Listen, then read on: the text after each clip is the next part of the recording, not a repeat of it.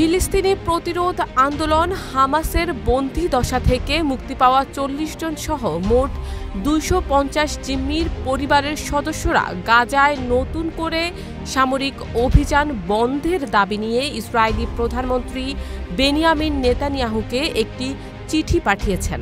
সেখানে তারা নেতানিয়াহু সরকারকে হামাসের সঙ্গে আলোচনায় বসারও আহ্বান জানিয়েছেন।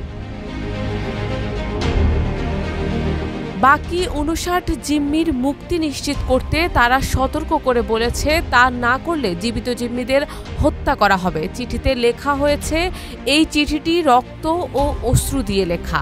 এটি আমাদের সেসব বন্ধুবান্ধব এবং পরিবারের সদস্যরা লিখেছেন। দেশ জুড়ে তোলপাড় ওয়ালটন ফ্রিজ কিনে আপনিও হয়ে যেতে পারেন মিলেনিয়ার, যাদের প্রিয়জনদের বন্দী দশায় হত্যা করা হয়েছে এবং যারা চিৎকার করছে যুদ্ধ বন্ধ করুন বলে। আলোচনার টেবিলে ফিরে আসুন এবং একটি চুক্তি সম্পূর্ণ করুন যা যুদ্ধ শেষ করার মূল্যে সমস্ত জিম্মিদের ফিরিয়ে দেবে। সামরিক চাপ তাদের বিপদে ফেলছে। সমস্ত জিম্মিদের ফিরিয়ে আনার চেয়ে জরুরি আর কিছুই নেই। চিঠিতে আরও লেখা ছিল, আমরা সকলেই যুদ্ধ বন্ধ সমর্থন করি। যারা বন্দিদশা থেকে ফিরে এসেছে তারা ভয়াবহতা সহ্য করেছে। যারা এখনও গাজায় জিম্মি তাদের পরিবার আতঙ্কে অস্থির হয়ে আছে। যুদ্ধে জীবিত জিম্মিদের হত্যা করা হয় এবং মৃতদের নিখোঁজ করা হয়। এটি কোনো স্লোগান নয়, এটি বাস্তবতা।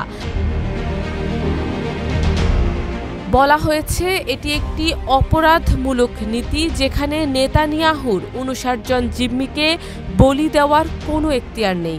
প্রসঙ্গত, চলতি বছরের জানুয়ারি মাসে ইসরায়েল ও হামাস গাজায় যুদ্ধবিরতি ও বন্দী বিনিময় চুক্তিতে সম্মত হয়, যা আনুষ্ঠানিকভাবে ৪২ দিন স্থায়ী ছিল। এর অধীনে হামাস ৩০ জন জীবিত জিম্মি এবং ৮ জন নিহত বন্দীর মৃতদেহ ফেরত দেয়। এর বিনিময়ে মুক্তি পায় ইসরায়েলি কারাগারে থাকা প্রায় ২,০০০ ফিলিস্তিনি। শারমিন নিশু, ঢাকা পোস্ট।